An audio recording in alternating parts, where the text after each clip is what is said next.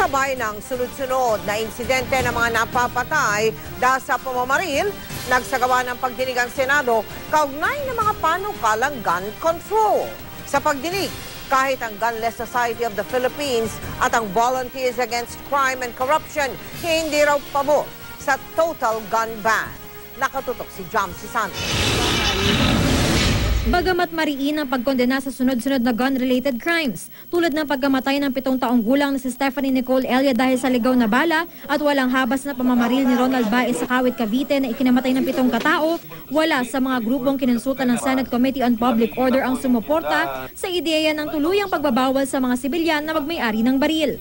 Mismong ang Gunless Society of the Philippines, nilinaw na ayos lang sa kanila na magmay-ari ng barilang sibilyan basta hindi ito pwedeng ilabas sa bahay.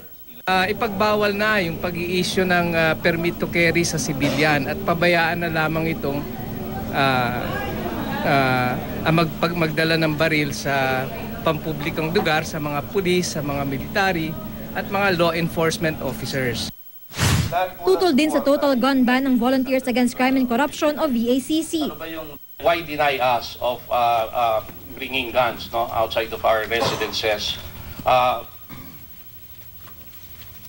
We are dead man walking here, soft target po kami. Ang grupong Peaceful Responsible Owners of Guns o Pro-Gun naniniwalang hindi titigil ang mga krimen kahit na may total gun ban. The criminals by nature are lawbreakers and they will never comply with the law.